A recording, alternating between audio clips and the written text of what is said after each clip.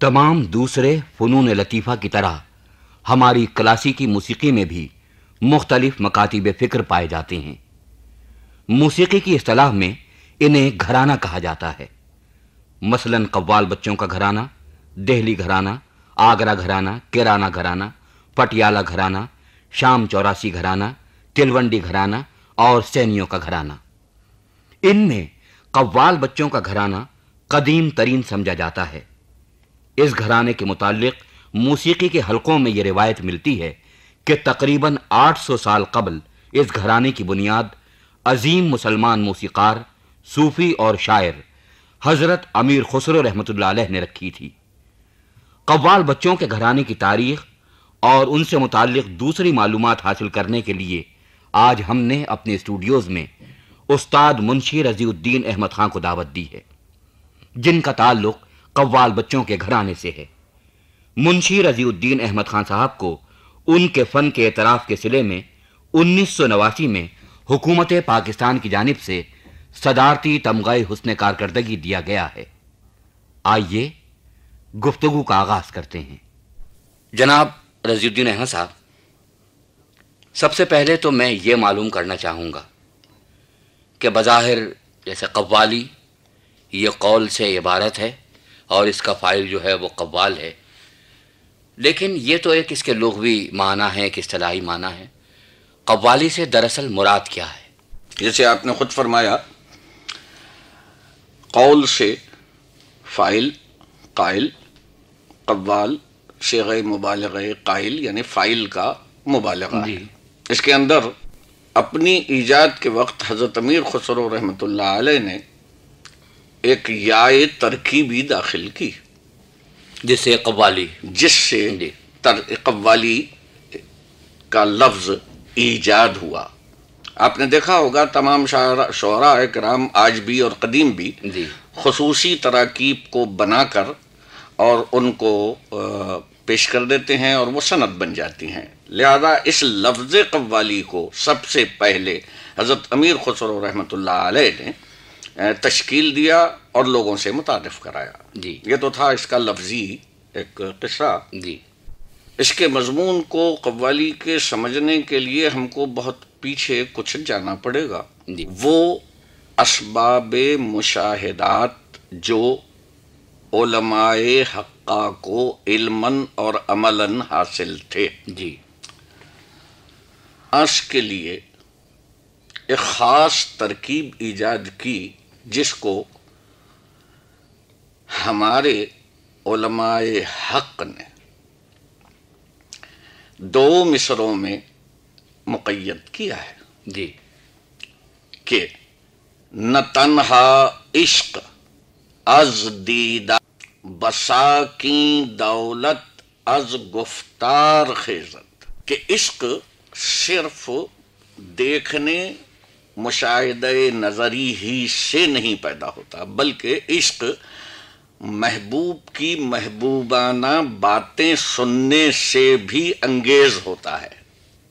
اس پہلو کو پیش نظر رکھتے ہوئے فن قوالی کی ایجاد ہوئی۔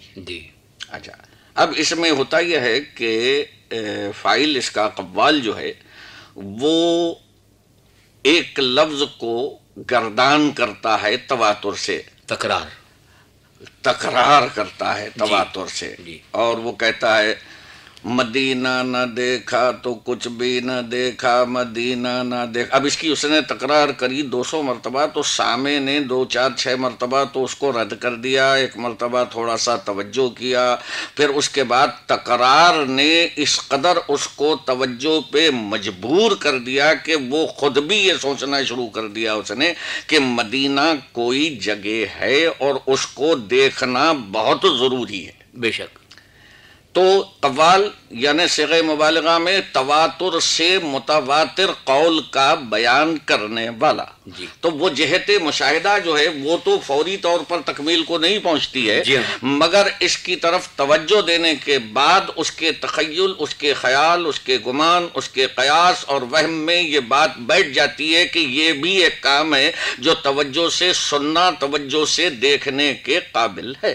تکرار سے بیان کرنے کا مقصد جو ہے وہ یہ ہے کہ اس کے ذہن میں بیٹھ جائے، اور وہ بیٹھ جاتا ہے۔ نفسیات کا یہ ایک عام سا اصول ہے کہ 4 5 6 مرتبہ کہنے کے بعد میں اس کی توجہ اس طرف ضرور ہو جاتی ہے۔ یہ ہے قوالی۔ قوالی سے تو جہاں آپ نے یہ مراد لے لی کہ ایک پیغام ہے جس کی تکرار کو سامع تک پہنچا دینا ہے، قوالی ہے کہ وہ سامع کے لیے بھی وہ تکرار جو ہے وہ اس کے وجود کا حصہ بن جائے۔ تو سماع میں کیا فرق ہوا پھر؟ سماع جی 4 حرفوں کا لفظ ہے۔ بالکل۔ اچھا، سمع مادہ ہے، یہ تو آپ کو معلوم ہے کہ عربی کے مادے 5 ہیں، جی ہاں، 2 حرفی، جی 6 حرفی، 4 حرفی، 5 حرفی اور 6 حرفی۔ جی ہاں، تو زیادہ تر مادے جو ہیں وہ 6 حرف نہیں کیے، چونکہ وہ وضاحت میں آنے والی چیز نہیں ہے۔ میں بھی ان کو الفاظ دینے کی کوشش کر رہا ہوں، مگر ممکن ہے کہ مجھ سے بھی اس میں کسی قسم کی کمی اور کوتاہی ہو، کہ جب انسان اپنی ارتقاء فکر کی منازل کو طے کرتا ہوا ایک خاص مقام پر پہنچتا ہے، جی اس کے لیے ہمارے پاس 4 راستے مقرر کیے گئے ہیں۔ مثلا شریعت مطہرہ پر عمل کرنا، جی اس عمل کے نتیجے میں جو چیز حاصل ہوتی ہے اس کو طریقت کہتے ہیں۔ وہ اس کا والے حضرات جی وہ جہت جہری کو استعمال کرتے ہیں گے اور وہ جہت سکوت کو استعمال کرتے ہیں، دونوں۔ وہ خاموش بیٹھ کے مراقبہ کرتے ہیں، اور یہ فکر کے مطابق قوالی کی بنیاد اس کو رکھنا وہ نہیں ہے۔ قوالی علیحدہ سے ایک آوازوں کا علم و فن ہے۔ جی اس کو کسی حد تک آپ کہہ سکتے ہیں کہ ہر چیز کا ایک معروض ہوتا ہے، جی ہر چیز کا ایک معروض ہوتا ہے گا، مگر کچھ چیزیں ایسی ہیں جو اچانک پیدا ہوتی ہیں، جی کچھ چیزیں ہو سکتا ہے کہ ان کا بھی کوئی معروض ہو، جی جی بالکل، علم و فکر ہو۔ ہر شے ارتقا کرتے کرتے اس کی تہذیب ہوتے ہوتے ایک منزل تک تو پہنچ جاتی ہے۔ بالکل حق ہے۔ تو اب ہم جب حضرت امیر خسرو رحمۃ اللہ علیہ کے دور میں آتے ہیں اور قوالی جو ہے، تو آپ نے ٹھیک فرمایا کہ اچانک وجود میں آ جاتی ہے، اچانک وجود میں آتی ہے، لیکن میں یہ سمجھتا ہوں کہ اس کے پیچھے پورا پس منظر اس کی ایک تاریخ ہے۔ اس حقیقت سے انکار نہیں بھی کیا جا سکتا۔ یہاں پر جو صورتحال ہے، جی کوئی چیز مدونہ موجود نہیں ہے۔ اس حوالے سے میں اب یہاں آنا چاہوں گا کہ قوالی کا جو یہ آغاز ہے، اپنے آغاز میں اس کی شکل کیا تھی جو پھر تہذیب پاتے پاتے یہ اختلاط کے ساتھ ساتھ اب یہ بنی؟ علاء الدین خلجی کے دور میں ایک شخص جس کا نام ہے پنڈت گوپال داس، اپنے تبحر علمی کے تکبر میں اہل ہند کے علماء کو بڑا تنگ کیا اور ان کو اپنا زیر نگیں مفتوح کر لیا۔ جی اس سلسلے میں اس نے بروایت مختلف 700 سے 900 آدمیوں کو زیر کر کے اپنا تابع کر لیا، جی اور پھر اس نے بفہم خود مسلمانوں کے دارالسلطنت دہلی کے اوپر حملہ کر دیا جی کہ میں اب مسلمانوں سے بحث کروں گا، جی اور علوم دینیہ میں وہ کیا جانتے ہیں، ہم کیا جانتے ہیں، ہم افضل ہیں یا وہ افضل ہیں، ان کو میں قائل معقول کروں گا، اور اس سلسلے میں ان کو یہاں سے علمی شکست دوں گا۔ اچھا، علمی شکست دوں گا۔ جی چنانچہ یہ علاء الدین خلجی کا آخری دور ہے، اور یہ زمانہ ہے حضرت نظام الدین محبوب الہی رحمۃ اللہ علیہ کا اور حضرت امیر خسرو رحمۃ اللہ علیہ کا۔ جی یہ دربار میں آ جاتا ہے اور مختلف قسم کے فلسفیانہ اور اپنے ویدوں کے اعتبار سے اپنے دین کے حقائق، عقائد، ترکیبیں، جی ان پہ فلسفیانہ بحث اور یہ وہ کرنے کی. جی. علاء الدین خلجی نے اپنے دربار کے تمام علماء وقت کو جو اس وقت وہاں موجود تھے ان کو جمع کیا اور وہ اس کے جواب دینے کے لیے تیار ہوئے. جی. اور انہوں نے بہت ساری چیزوں کا جواب جو نسبتاً واضح اور فروعی قسم کی تھیں وہ دیا. جی. مگر جب ایک مقام آیا صفائے قلب کا تو اس کے جواب سے وہ لوگ عملاً قاصر تھے. جی. لہذا اس وقت ایک ایسے شخص کی تلاش ہوئی کہ جو ان کا صحیح جواب دے. جی. اور لوگوں کی نظر حضرت نظام الدین محبوب الہی رحمۃ اللہ علیہ کی طرف گئی. حضرت نظام الدین محبوب الہی کی نظر حضرت امیر خسرو کی ہماگیر علمی شخصیت پر پڑی جس کی تربیت انہوں نے خود کری تھی. جی. اور انہوں نے اس کام کے لیے حضرت امیر خسرو کو متعین کیا. حضرت امیر خسرو نے کہا کہ حضرت میں تو کچھ بھی نہیں جانتا ہوں. کہا جاؤ اللہ کا نام لو دیکھا جائے گا. وہ چنانچہ یہ دربار میں آ گئے اور دربار میں آنے کے بعد کہا کہ سوال سنائیے. اس نے اپنے سوالات جو باقی رہ گئے تھے وہ ذات و صفات کے سلسلے کے تو وہ اس نے بیان کیے. حضرت امیر خسرو نے سنا، غور کیا. حضرت امیر خسرو اس وقت کی تمام زبانوں پر قدرت رکھتے تھے. یہ ان کی ایک جہت، ان کی جہات کو آپ اگر دیکھتے جائیں گے تو وہ کھلتی چلی جائیں گے. لوگوں نے تو صرف ان کو اتنی تکیہ اپنا بنایا ہے یا قوالوں نے بنایا ہے کہ جو چیز ان کی سمجھ میں یہ نہیں آتی ہے کہ اس کے کوئی معنی مطالب بیان کریں تو وہ جلدی سے یہ کہہ دیتے ہیں کہ یہ حضرت امیر خسرو کی ہے. لوگوں کی زبان بند ہو جاتی ہے کہ وہ اس میں تحقیق کی طرف نہیں آتے. اپنی برات کے لیے وہ یہ کام کرتے ہیں. ورنہ امیر خسرو محدث ہے، امیر خسرو مفسر ہے، امیر خسرو ادیب ہے، امیر خسرو شاعر ہے، امیر خسرو فلسفی ہے، منطقی ہے. جتنے علوم متداولہ اس وقت موجود ہیں ان سب میں کامل ہے. بے شک سب میں کامل ہے. اس کی اور ایک اور بات درمیان میں آ گئی کہ ایک سلسلے والوں نے اس کا سلسلہ ہی کاٹ دیا ہے امیر خسرو کا، اور سلسلہ جاریہ حضرت نصیر الدین محمود روشن چراغ دہلی سے جاری کر دیا ہے. جو امیر خسرو خلیفہ تھے تو ان کے مرید کا ہی ذکر کوئی نہیں کر رہا ہے. ان سے جاری و سلسلہ جو ہے اس کا بھی کوئی ذکر نہیں کر رہا، بلکہ اس پہ اتنی گرد ڈالی ہے کہ اب وہ نظر نہیں آتا. لوگ یہ سمجھتے ہیں کہ امیر خسرو بس محض تھے. جی.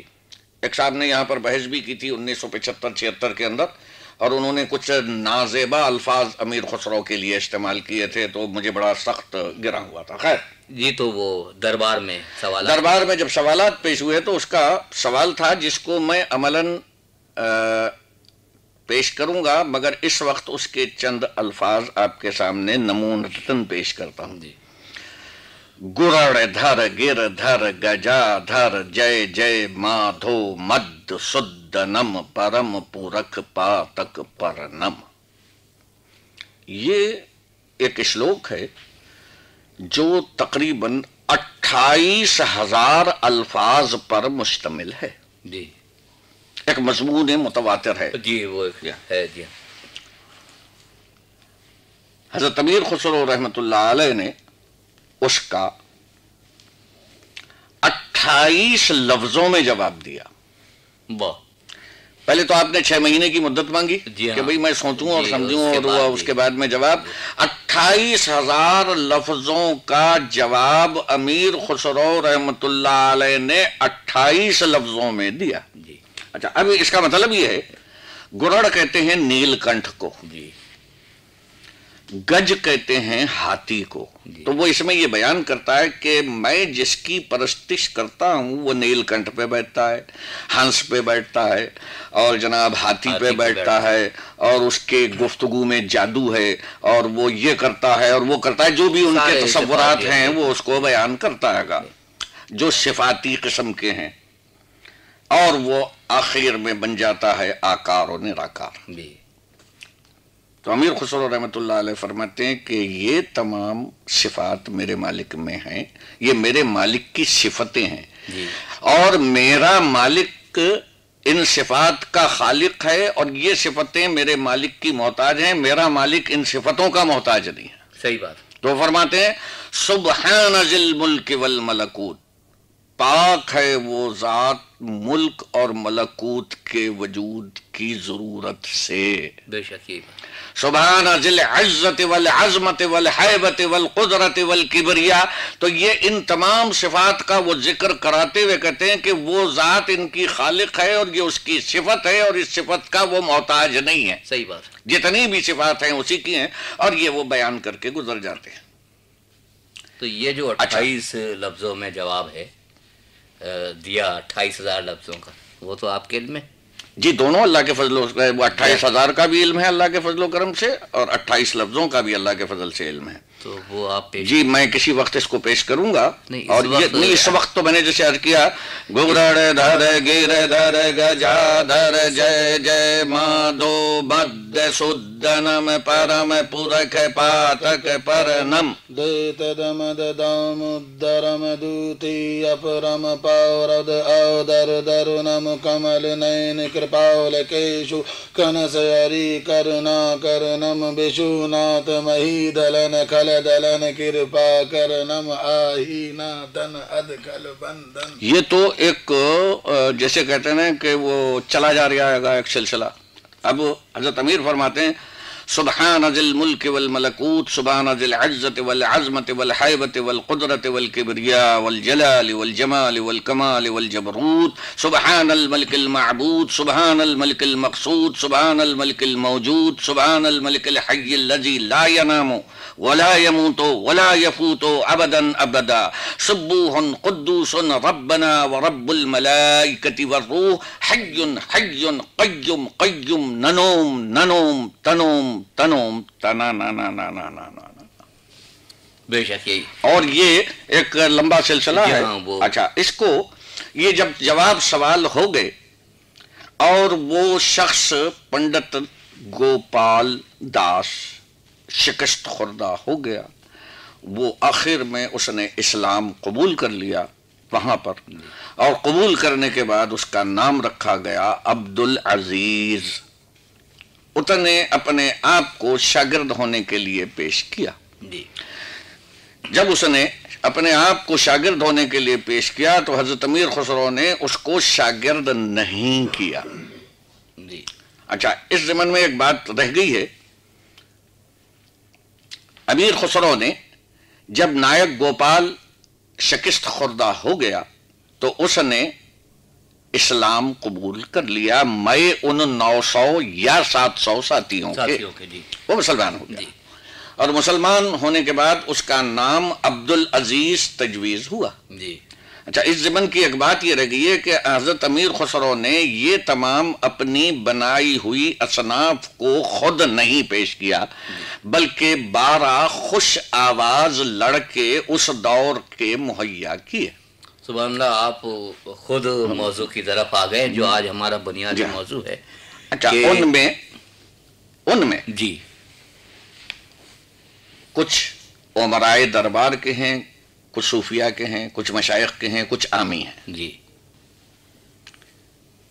یہ جو آپ خود ذکر کی طرف آ گئے ہیں اور آج ہمارا رضی الدین صاحب بنیادی موضوع بھی یہی ہے. ظاہر ہے کہ یہ تو ایک قوالی سماع ایک اتنا بڑا موضوع ہے جس پہ گھنٹے 2 گھنٹے 4-6 گھنٹے میں مجھے افسوس یہ ہے قدوسی صاحب کہ یہ مضمون تربیت روح انسانی کے لیے بڑا ضروری تھا اور اس مضمون کو وضاحت کے ساتھ نہیں کسی نے استعمال کیا. صحیح بات. تو آج جو ہم نے اپنا متعین موضوع کر رکھا ہے یہ تو ابتداً تھی تاکہ ہمارے سامنے بھی مطلب یہ کہ کسی گھرانے کے یا کسی گھرانے کے فن پر گفتگو کرنے سے پہلے لوگوں کو یہ معلوم ہو جائے کہ یہ فن ہے کیا، تو پھر زیادہ آسانی ہوتی چلی جاتی ہے. تو یہ جو ہم عام طور پر سنتے ہیں کہ قوال بچوں کا گھرانہ، تو یہ گھرانہ جو ہے یہ کتنے اس کے بانی ہیں، کتنے افراد ہیں اس میں یہ معلوم کرنا چاہوں گا آپ سے. جناب اس مختصر وقت میں جو وہ تفصیل ہے جو بعد میں کہیں کسی جگہ ہم دیں گے نہیں ہو سکتی. اس کا مختصراً یہ ہے کہ حضرت امیر خسرو رحمۃ اللہ علیہ کا ایک مرید لڑکا جس کا نام تھا سامت بن ابراہیم بن مخدوم بن محمد. اس لڑکے کو حضرت امیر خسرو نے اپنی تمام تصنیف کردہ असनाफ वक्त जवाबिया, जी, उनको, इस लड़के को तरबियत किया जी, और तरबियत करने के बाद 12 लड़के इकट्ठे किए। ये लड़का उन तमाम का सरगिरो बनाया गया, जिसे आज हम पार्टी लीडर कहते हैं। अच्छा, इस शख्स का नाम है सामत, सर चौकी, यही सर चौकी कह लीजिए इसको। सामत बिन इब्राहिम ये बनाया गया जी, और इसके साथ ततार, बहलोल, हसन सावंत, बाकर, फुगानी वगैरह वगैरह 12 अदद। अभी आपने गुफ्तगू में हजरत अमीर खुसरो रहमतुल्लाह अलैह के दौर में मैंने पढ़ा भी है ये हसन सावंत जी, तो इनका भी एक बड़ा खास और अलहदा ही, मैं अभी अर्ज करता हूँ वो उसको। यहाँ पर एक मामूलात मशीयत जो तारीख में चले आ रहे हैं, जिनको आप हम पाते हैं, देखते हैं। जी, इन 12 को तैयार किया और उसके मुकाबले में वो जो 700 मिलके 800 मिलके पढ़ते थे, इन 12 को एक आवाज करके, वो एक आवाज करके।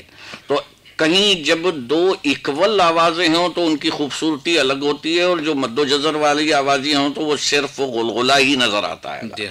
तो उसके मुकाबले में इसको इस अंदाज से तैयार किया और तरतीब दिया। अब जब ये वाकया बीत गया, जिसकी तफसील मजीद बहुत सी बाकी है, जी हाँ, ये वाकया बीत गया तो हजरत निजामुद्दीन महबूब इलाही रहमतुल्लाह अलैह ने कहा, भाई हम उनको सुनना चाहते हैं जिन लड़कों को तुमने तैयार किया है। चुनाते उनकी मजीद तरबियत की गई, चूंकि वो सारे का सारा जिक्र था जी, और जो मकसूद औलियाए हक्का था जी, औलियाए हक का जो मकसूद था जिक्र था, लिहाजा उस सारे जिक्र को खानकाही निज़ाम का एक हिस्सा बना दिया गया कि ये पढ़ा जाया है। चुनाचे वो 12 लड़के तरबियत पाके अमीर खुसरो से वहां पर पढ़ते रहे और वो वहां ठहर गए। उसके बाद कव्वाली का सिलसिला आप पूरी तारीख खंगालेंगे तो कहीं आपको किसी दरबार में गायक नहीं मिलने का, कोई नाचने वालियां मिलेंगी आपको। जी हाँ, जो हिंदुओं का तरीका था, वो मृदंग बज रही है और नाच हो रहा है। कव्वाली का सिलसिला इतना मकबूल हुआ, उस कव्वाली में कौल, कल्बाना, नक्श, गुल, हवा, तराना, तलाना, सोहिला, बसी, तिरवट, सलवट वगैरह वगैरह जी, वगैरह वगैरह इतनी इजादें हुई, वो बड़ी खूबसूरत खूबसूरत इजादें हैं। और जब पीर की मर्जी उन्होंने पाली तो उस समय और गुल बूटे लगाए उन्होंने और उसको बेहतर बनाया, और उसके लिए उन्होंने तबल, दुहल, तंबूर, इन साजों को भी तजवीज़ किया, तश्कील किया। जी, दुहुल से दुहुलक बनी जो बाद में ढोलक बन गई, तबल से तबला बना जो बाद में वो लोगों कहने लगे कि जनाब ये पखावज काट के बना दिया है। एक साहब सितार के लिए फरमाने लगे कि वो सरस्वती का पूरा मैंने तारीखी जायजा लिया तो उस बेचारी के पास बीन तो बीन, वो कोई तार तक मौजूद नहीं है। तारीखी जायजा जो इनकी अदियान से साबित, जो इनके अदियान से साबित है। रज़ीउद्दीन साहब, अभी आपने गुफ्तगू में फरमाया और ये हकीकत भी है कि पहले दरबारों में गायक जो नहीं थे और कोई रिवाज नहीं था। अच्छा, ये हैरत अंगेज बात है कि हजरत अमीर खुसरो रहमतुल्लाह अलैह मेरा ख्याल है 50 से ज्यादा दरबारों से 50-52 के तकरीबन है। जी बिल्कुल ऐसे ही है। तो ये जहन में उनके एक गायकी का बिल्कुल अलग एक तस्वुर, जबकि उस दौर में दरबारों में रिवाज, जब वो फिर हम कभी कभी वक्त की कमी की वजह से परेशान हो जाते हैं। बात यह है कि गायकी का तस्वुर तो उनके पास कोई था ही नहीं। उनका तो तस्वुर ये था क़ुलू लिन्नासी हुसना, ये उनका तस्वुर था कि लोगों से अच्छी आवाजों में, अच्छी तरकीबों में, अच्छी बातों में करो, तुकल्लिमुन्नास अला क़द्रि उक़ूलिहिम, और उनकी सतह पे उतर के करो, अपनी सतह से उनकी सतह पे आ जाओ। लिहाजा उन्होंने देखा कि ये लोग मोहताज हैं सुनने के जी, और कुछ सुनना चाहते हैं और सुन के समझना भी चाहते हैं। लिहाजा उन्होंने जहां अहादीस और तफासीर बयान किए हैं, साथ ही साथ उनको हिंदी भी कर दिया ताकि लोग उसको समझें, और उसी लहन में उसको उन्होंने किया। अब एक चीज मैं आपके सामने सिर्फ 1 सेकंड के लिए पेश करता हूं, 2 सेकंड के लिए।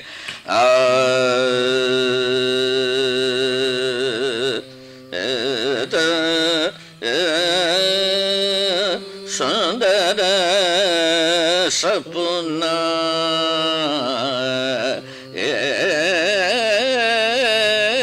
سندر سپنا دیکھو درس پی اپنا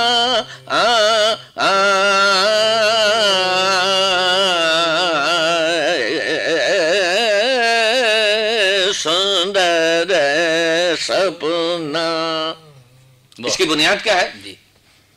شب نمی دانم چی منزل بود شب جائے کہ من بودم. تو لوگ پلے نہیں پڑی جی. اور اس کے اندر بیان کیا ہوا مضمون جن 2 4 10 5 نے سمجھا تو آپ نے اس کو کنورٹ کیا جی. اچھا اب اس کی تال مقرر ہو گئی. اس کو 3 تال کہتے ہیں جی. 3 تال میں یہ سندر سپنا دیہو درس پی اپنا جی. یہ انہوں نے اس کو کنورٹ کر کے یا ترجمہ کر کے جو بھی آپ اس کو نام دیں ان کو بھی سمجھایا. تو لوگوں کی سمجھ میں آیا کہ رات میں میں نے کوئی ایسی چیز دیکھی ہے جس میں میرے محبوب نے مجھ پر جلوہ گری کی ہے جی. بالکل اس پوری غزل کو آپ دیکھ لیجئے جی. ہاں یہی آخر تک. اور آخر میں محمد شم محفل بود شب جائے کہ من بودم جب وہاں پر آتا ہے تو وہ رات کی تمام کیفیت ان 3 مصروں میں انہوں نے سمودی 4 مصروں میں اور وہ لوگوں کو پیش کر دیا. تو وہ بھی سننے لگے اور یہ بھی سننے لگے. اس کے بعد تلاش ہوئی کہ یہ ہے کیا. پھر وہ حقیقت محمدی کی طرف لوٹنا شروع کیا صحیح ہے اور ایمان کی طرف آئے. اچھا یہ چیز ابھی ہم کیونکہ گفتگو کو اور سننے والوں کے لیے واضح کرتے چلے جا رہے ہیں.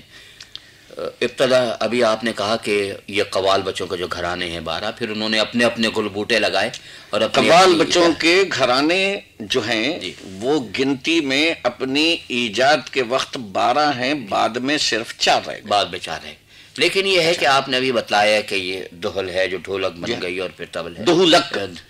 یہ کاف تصغیری ہے ترکیب سے بنا ہے. دہلک جو ہے یا دہل سے دہلک ہو گیا. لیکن میں یہ دیکھتا ہوں کہ ابتدا میں جب ان تمام چیزوں کی عدم موجودگی میں یہ سارا کام جو ہے بالخصوص قوالی میں تالی سے لیا ضرب سے چل رہا ہے. تالی سے بالکل لیا جا رہا ہے. تو جب تالی سے یہ کام لیا جا رہا تھا اور ان کے مقابلے میں پھر اسی ضرورت کو یہ مضامیر پورا کرنے لگے کر کے سجانے کے لیے تالی کی ضرورت پھر اب کیوں باقی رہ گئی؟ نہ یہ تو ایک بڑی عجیب سی بات ہے آپ نے کہ کون سی چیز کی ضرورت ختم ہو گئی اور کون سی باقی رہ گئی اب بھی. اچھا اس سے مقصد کیا ہے؟ جاوے جامنو یار مناون دے جاوے جامنو یار منا وے جاوے جار منو یار مناون دے جی یار. یہ جو حلقہ ہے ردم کا یہ حلقہ جس میں انسانی میں جو روح لطیف متعین ہے. 2 روحیں ہوتی ہیں جو متعین ہیں اس کو رقص پر مجبور کرتی ہے. اس کا انہوں نے دیکھا کہ یہ تال پیٹنا تو اپنی جگہ چل رہا ہے. ایک چیز ہمارے پاس اور موجود ہے اس سے ہم مدد لے سکتے ہیں اضافہ کر سکے زیادہ سجایا خوب سے خوب تک اس کو سجایا جا سکتا ہے. لہذا ان سازوں کو جن کی انہوں نے ضرورت میں اول تو یہ کہ ایک آواز ہر ایک کو بنانا مشکل تھا جی. ہر ایک کو جو 12 انہوں نے کر لیا تھا جی. لہذا اب کیا کیا جائے کہ کوئی ایسی چیز ایجاد کی جائے کہ لوگ یا نبی سلام علیکہ یا رسول سلام علیکہ اللہ یا حبیب سلام علیکہ صلوات اللہ علیکہ. اس دھن میں جو سب مل کے چلتے ہیں بالکل تو خود بخود وہ جو بے تکی آوازیں ہیں وہ بھی آ کے سیٹ ہو جاتی. بالکل یہ بات ٹھیک. جو بے تکا پن ہے ان میں سے خود بخود نفسیاتی طور پہ دور ہو جاتا ہے. بالکل بالکل. یہ 4 خانوادے یہ اب آپ نے ارشاد فرمایا کہ اب 4 خانوادے جو ہیں باقی رہ گئے. 4 خانوادوں میں سے فرخ سیر کے دور تک جی فرخ سیر کے دور تک ان خانوادوں کا نشان ملتا ہے. اچھا پہلا شخص جو ان خانوادے کا آدمی تھا اس کا نام تو میں نہیں بتلاؤں گا. پہلے بھی کبھی نہیں بتلایا ہے آئندہ بھی کبھی نہیں بتلاؤں گا. اس کا تخلص تھا اچپل. استاد اچپل جی استاد اچپل تو استاد تو آج کل ہر آدمی ہے، لہذا آپ استاد لگا لیجئے. اچپل، اور ہم اس شخص کو میاں اچپل کہتے ہیں. میاں ہم اس کو میاں اچپل کہتے ہیں. اس کے باپ کا نام تھا، یہ تاندرس خان کے استاد تھے. جی تاندرس خان کے استاد تھے. ہم اس صیغے کو بعد میں کریں گے. میاں اچپل یہ تھا تتاری، تتار کی نسل کا. جی ہاں، تتار بہلول جو میں نے بتایا نا، یہ تتاری تھا، تتار کی نسل کا آدمی تھا. جی اچھا، اس کے ایک بھائی تھا، اس کا نام تھا میاں جانی. جی ایک بھائی تھا، اس کے باپ کا نام تھا تاج خان. اس کے دادا کا نام تھا عاشق رنگ. اس کے پردادا کا وغیرہ وغیرہ وغیرہ وغیرہ. مجھے اوپر تک شجرا اس کا یاد ہے، چونکہ اس کا شجرا میرے شجرے سے ملنے والا ہے تو وہ یادداشت میں ہے. خیر، اس کے بعد دوسرا شخص جو بہلول کی نسل کا تھا، اس کا نام تھا، تاریخ میں، موجودہ تاریخ میں دستیاب ہے، بڑے محمد خان جی. بڑے محمد خان جی. جی اس کے باپ کا نام تھا شکر بکھن. اس کے دادا کا نام تھا کبیر خان. اس کے پردادا کا نام تھا باسط خان، وغیرہ وغیرہ. جی تیسرا شخص جو حسن ساونت کی نسل کا تھا، اس کا نام تھا غلام نبی شورا. غلام نبی شورا. غلام نبی جو شوری کہتے ہیں پنجاب کے لوگ، ان کے یہاں شورا کوئی گالی کہلاتی ہے، تو وہ ہے شورا. جی غلام نبی شورا. اور اس کے بیٹے کا نام تھا غلام رسول، اور اس کے بیٹے غلام رسول پہ اس کی نسل ختم ہو گئی. یہ تین آدمی تو یہ ہیں، اور چوتھا آدمی ہے سامت. اور سامت کی نسل آج تک بھی غیر معمولی پھیلی ہے. اچھا. اور میں بھی اپنے آپ کو اسی نسل سے منسلک کرتا ہوں. جی سمجھا. یہ تھے چار آدمی.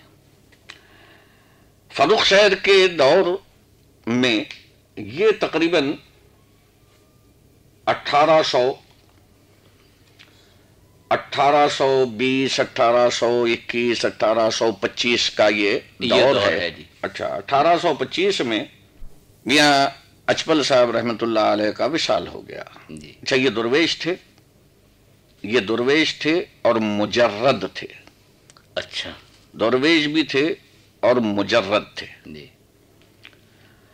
ان کا 1820 یا میرے پاس وہ ان کی تاریخیں اپنی جگہ یادداشت میں تحریر ہیں، 1820 یا 22 میں یا 20 میں 22 میں ان کا وصال ہو گیا.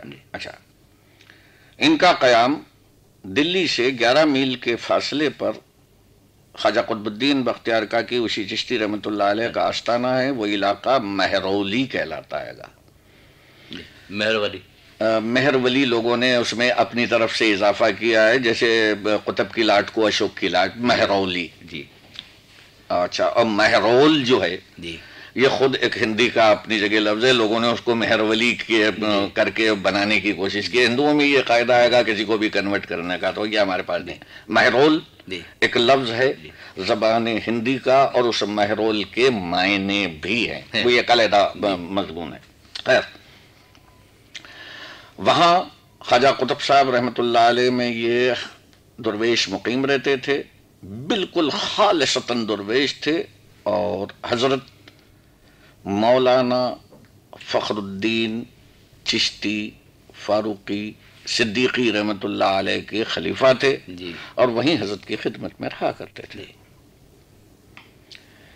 ان کو اپنے خانوادے سے جو علم ملا تھا اس کے تو جاننے والے لوگ وہی ہوں گے جو ان کے معاصر ہوں گے. ہم تک تو صرف خبر ہی خبر ہے.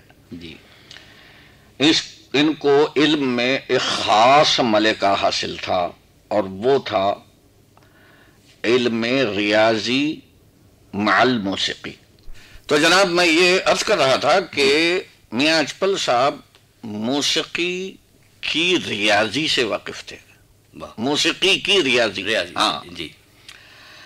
اور یہ ایک بڑا اہم ترین علم ہے.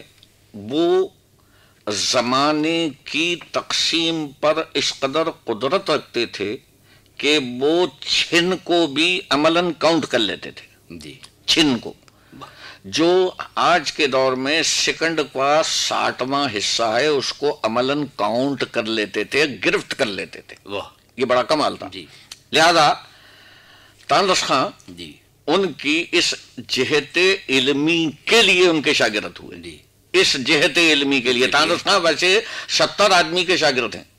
اچھا. اور خود تانرس خاں جب ان کے شاگرد ہوئے ہیں تو ان کے باپ وہ جناب تاج خاں. جی.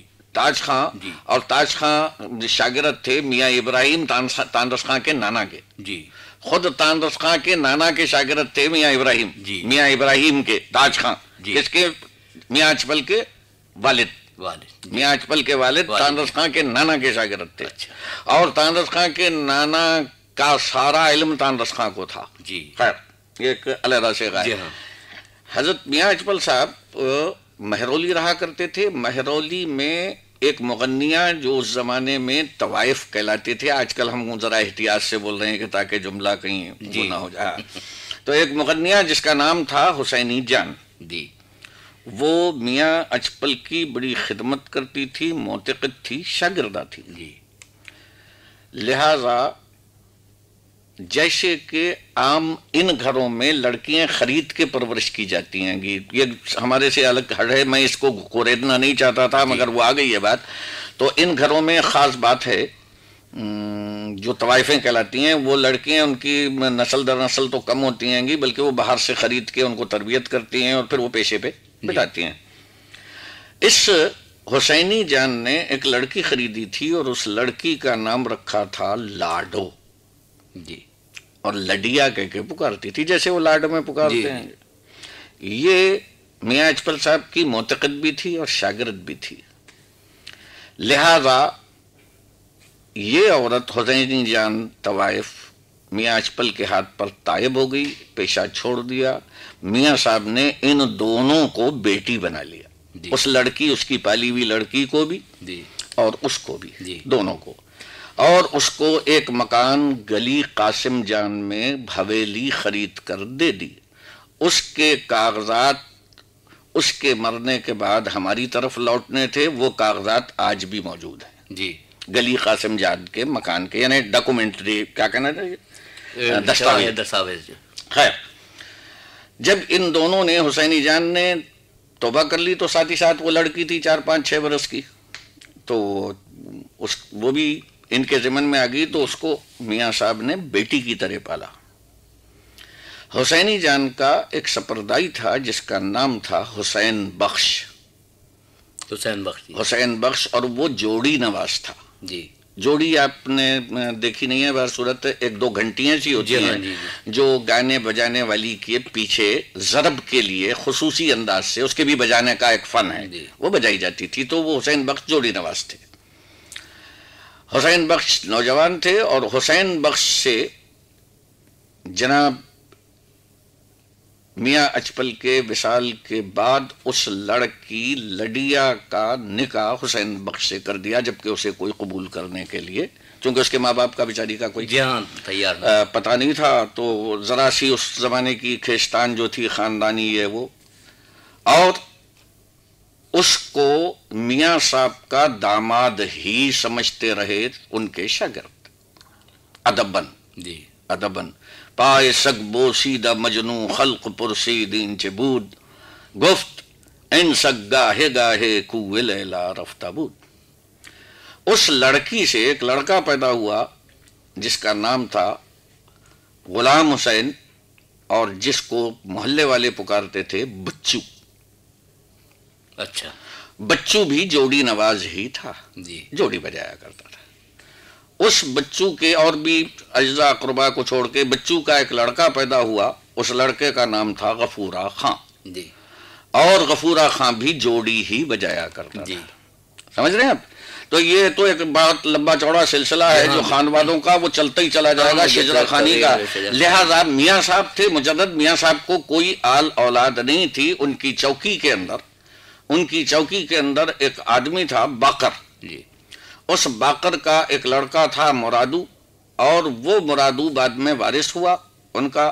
اس مرادو کی بھی کوئی اعلیٰ اولاد نہیں ہوئی، اور وہ پہاڑ گنجی لوگ کہلایا کرتے تھے. پہاڑ گنج کا علاقہ پہلے دور کا ہوتا تھا، پہاڑ گنجی کہلاتے تھے. انہوں نے بھی ایک لڑکا پال لیا جس کا انتقال یہاں پر آ کے ہوا ہے گا. اس لڑکے کا نام تھا بابو یعقوب. ہم نے ان کو دیکھا ہے گا، بابو یعقوب کہہ کے پکارتے تھے ہم ان کو، اور بڑے بزرگ آدمی تھے. یہ تو ایک لمبا سلسلہ ہے گا یہ، میں تو لیکن اس مقام پہ اس کے بعد میں پھر ہم لوٹتے ہیں گے بڑے محمد خان جی کے پاس. یہ تو تتاریوں کی نسل ختم ہوئی کہاں پر؟ میاں اچپل پر. جی. اور بہلولیوں کی نسل ختم ہوئی آ کر میاں بڑے محمد خان جی کے اوپر. جی. عام طور سے یہ مشہور ہے کہ بڑے محمد خان جی کے دو بیٹے تھے، مبارک علی خان، منور علی خان. منور علی خان اور مبارک علی خان دونوں بھانجے تھے. جی. اور وہ بڑے کامل تھے. اور ان کے بعد منور علی خان کا 10-11 برس کی عمر میں انتقال ہو گیا. جی. اور مبارک علی خان بڑے گائک ہوئے مگر کسی وجہ سے ان کو قوم نے بیٹی نہیں دی، اور ان کے یہاں کوئی آل اولاد. جی. مبارک علی خان کی کوئی اولاد نہیں. جی. ایک لڑکا ان کا کسی ترکیب سے قطب علی خان ریوا میں پایا جاتا تھا، بلکہ سننے میں آیا ہے، ہمیں نہیں معلوم. جی. وہ کچھ علیحدہ کے قصے ہیں. جی. تیسرا سلسلہ جو حسن ساونت کا تھا، وہ میاں غلام رسول اور میاں غلام نبی شورا، جن کا ٹپا ایجاد ہے، اور پنجاب میں انہوں نے بڑی دھوم مچائی. لکھنؤ سے ان کا تعلق تھا، اور وہ قوال بچوں کے گھرانے کے تھے. جی. چوتھا سلسلہ میاں سامت کا آئے گا. تو میاں سامت کا سلسلہ جو ہے خدا کے فضل و کرم سے آج تک جاری و ساری ہے، چاہے اس میں گانا بجانا ہو یا نہ ہو، مگر نسلاً وہ باقی، نسلاً وہ جاری ہے گا. یہ تو ہیں 4 خانوادے. جی. اچھا، ان خانوادوں میں ایک شخص جو پیدا ہوا جس کا نام تھا سورج خان. جی. سامی خانوادے کا یہ بڑا مہرہ ہے جو دور اکبری میں دیکھنے میں آتا ہے گا. اچھا، عموماً یہ نام چاند خان اور سورج خان ایک ساتھ ہی آتے ہیں، تو عموماً لوگوں کو یہ گمان گزرتا ہے کہ یہ دونوں بھائی ہیں. اور ایسی برسبیل تذکرہ ایک بات آ گئی ہے اچانک، اور میں ذرا تیز بولنے کی کوشش کر رہا ہوں، وقت ان کے پاس کم ہے. وہ یہ کہ علیہ فتو دونوں نسلاً نسباً ذاتاً علیحدہ تھے، جو جرنیل کرنیل پنجاب کے کہلاتے ہیں. تو فتح علی جو تھے وہ نسلاً میراثی تھے. میراثی کا لفظ آج کل جو ہے متہم ہو گیا ہے گا. میراثی ہونا بڑی باعظمت بات تھی. جی. اس شخص کو میراثی کہا جاتا تھا کہ جو خانوادی طور کے اوپر کسی چیز کا وارث ہو. بالکل سمجھے آپ؟ آج وہ لفظ نہایت کری ہو گیا ہے گا. جی. بہت کری ہو گیا، اور اس کے معنی بھی بڑے پھیل گئے ہیں. اچھا، علی بخش جو تھے وہ میراثی نہیں تھے، ربابیے کہلاتے تھے. سمجھے؟ مگر عام طور سے مشہور یہ ہے کہ ایسا مشہور ہے کہ یہ دونوں بھائی سمجھے جاتے ہیں. بالکل اسی انداز میں جس دور کا ہم ذکر کر رہے تھے پیچھے، تو وہ بھائی سمجھے جاتے ہیں.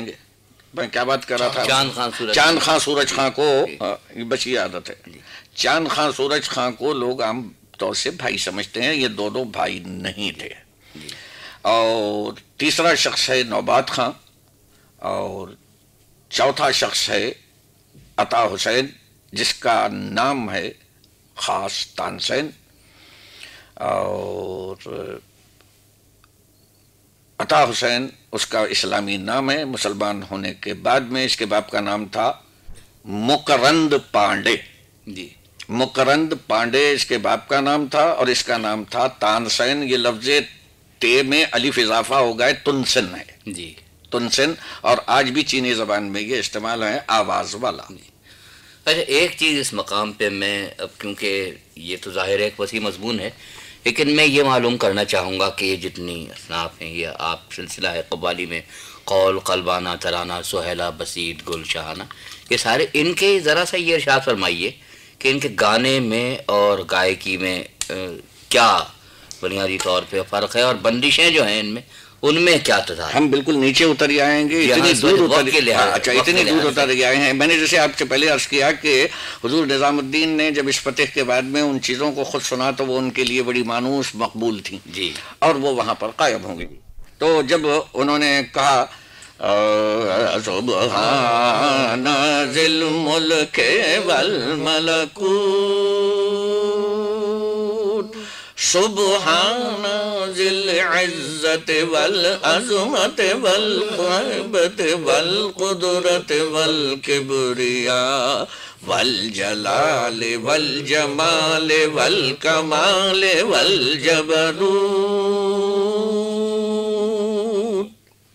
اب جو اس سے 8-7 کے پڑھنے سے جو وہ بنتا ہے جی تاثر جب حدود آواز متعین کیے حضرت امیر خسرو نے کہ یہ آواز جو ہے زیلف ہے، یہ آواز جو ہے زلیف ہے، یہ آواز جو ہے زلف ہے، یہ آواز جو ہے ایمن ہے، یہ آواز جو ہے یمن ہے، یہ آواز جو ہے برا ہے. بعد کے لوگوں نے ان کے ساتھ راگ لگا دیا ہے.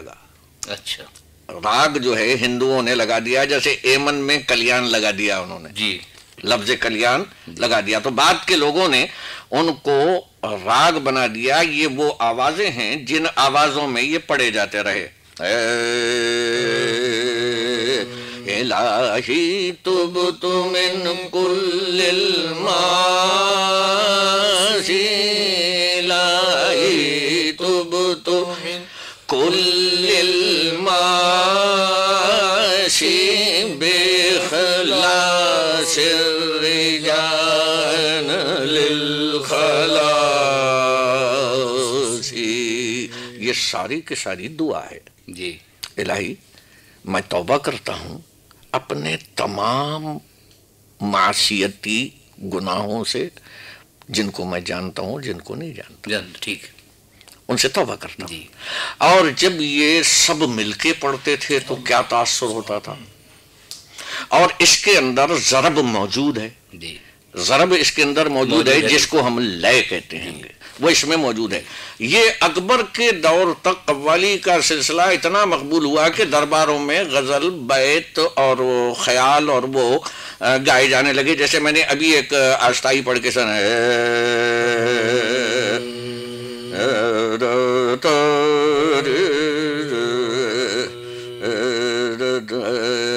مائی دی ان اکھیاں لاج لگائی دی دی دی مائی دی.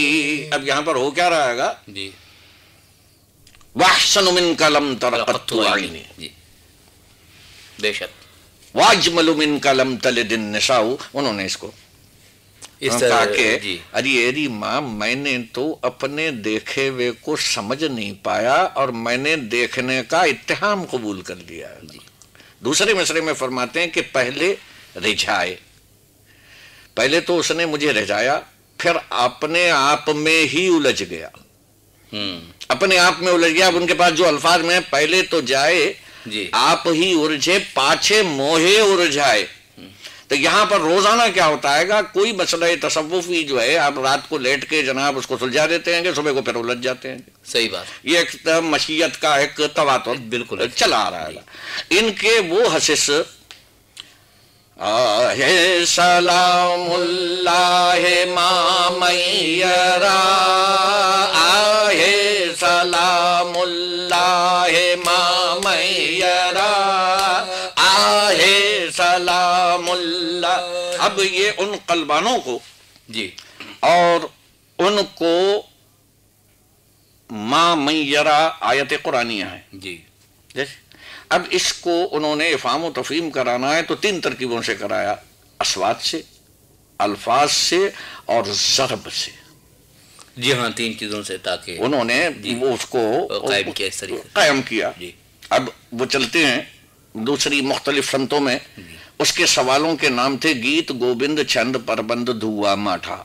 تو انہوں نے کیا کیا، جو ایک لائن لگائی ہے، بودا تو کو دے بھورا پیا کی بات، تو کو دے بھورا پیا کی بات، میرو پیا بن جو بنے یوں ہی جاد، تو کو دے بھورا پیا کی بات.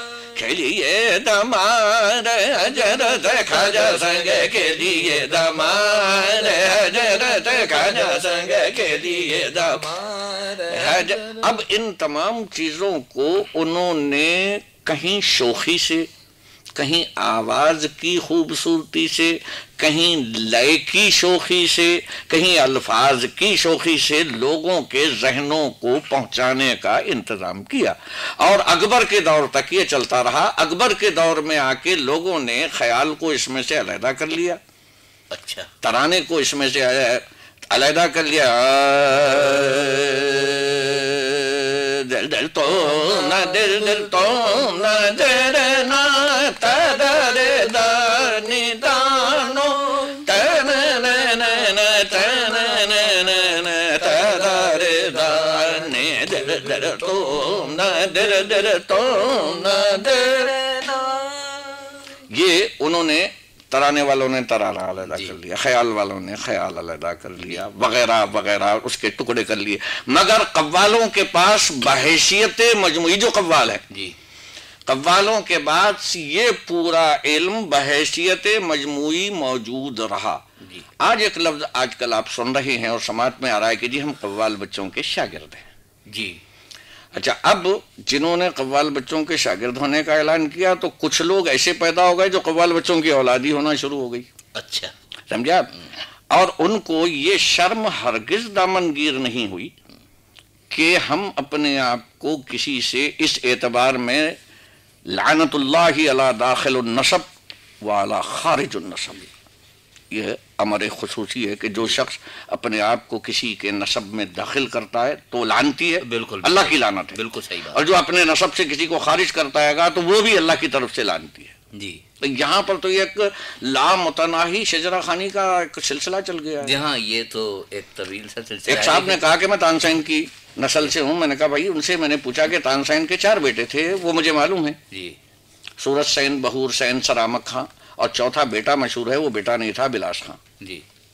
سورج خان کے 4 بیٹے تھے، رحیم داد، پرویز داد، خرم داد وغیرہ. یہ اس پر تو ہم ایک علیحدہ سے کریں گے، لیکن آپ کی گفتگو سے معلوم ہوا جب ہم قوال بچوں کے گھرانوں کا نام سنتے ہیں تو ہمارے ذہن میں ایک ہی تصور آتا ہے قوالی کی گائکی کا. لیکن انہی گھرانوں میں کلاسیکل کے بڑے بڑے گائک جو ہیں اور بڑے نامور قسم کے لوگ پیدا ہوئے ہیں. وہ پہلی شخصیت کون ہے؟ میں یہ عرض کر رہا ہوں کہ جو جیسے ابھی میں نے قوالی کے نمونے پیش کیے ہیں، اس کو آج کل کے لوگ کلاسیکل کہنے لگے ہیں.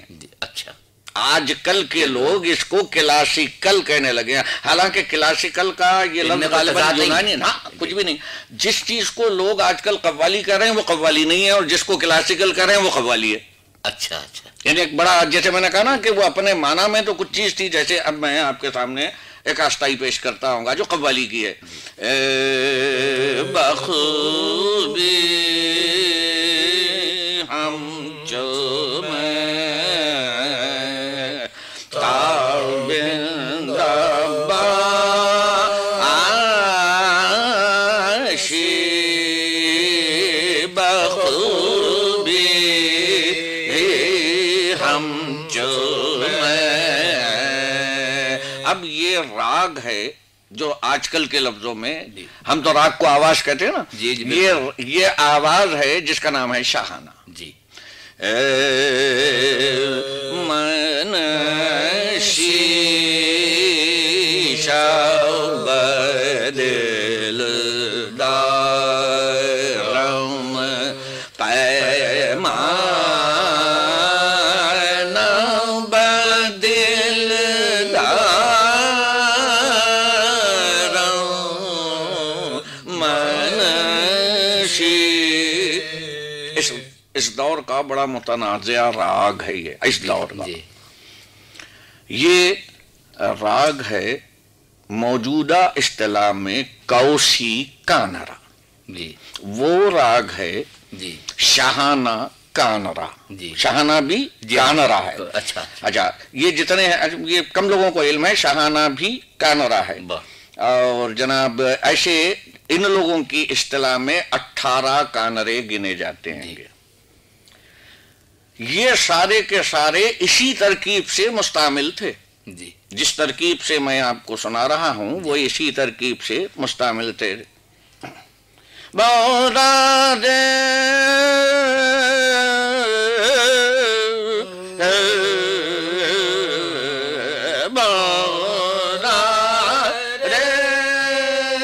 تو ہے کچ جتنا پھول رہے بن بیل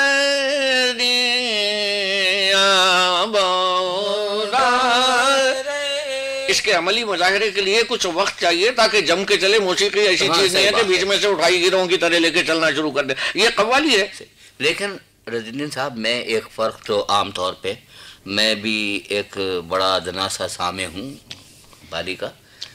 میں نے یہ دیکھا ہے کہ جو ہم قوالی کراچی میں سنتے ہیں اس وقت اور جو اس وقت ہم قوالی پنجاب میں یا وہاں کے شہروں میں سنتے ہیں اس میں جو زمین آسمان کا ایک فرق محسوس ہوتا ہے یا ان کے ہاں کچھ کلاسیکل کا رواج زیادہ ہے. یہ فرق گھرانوں کا فرق ہے یا تحصیل علم کا فرق ہے؟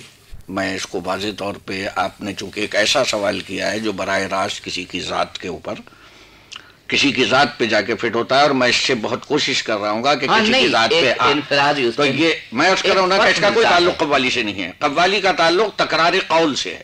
اچھا قوال ہی لفظ قوال اس بات پہ دلیل کرتا ہے کہ قول کی تکرار کرے وہ جی اور جتنا خوبصورت کر سکتا ہے. جی موجودہ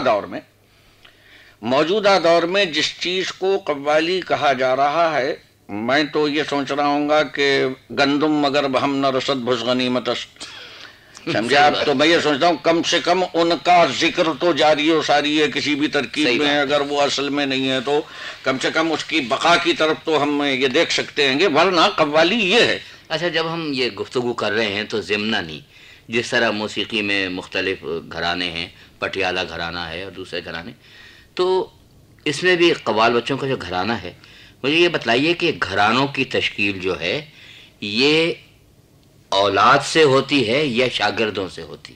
گھرانہ کیسے تشکیل؟ پہلے تو جن کے آپ نے حوالے دیے یہ سارے سن 34 کی پیداوار ہیں. جی 1934 کی پیداوار ہیں یہ باقی گھرانے. جی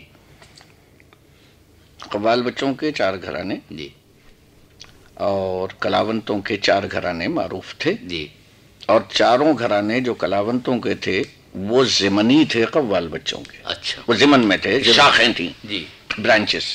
اچھا آپ کا یہ کہنا کہ اس میں وہ شخص جس کو چاروں جہت کی اسماء اور اقوال قوالی یاد ہوں جی وہ قوال کہلاتا تھا. اچھا. This program is the sole property of Pakistan Broadcasting Corporation, Islamabad. Piracy in this regard is illegal.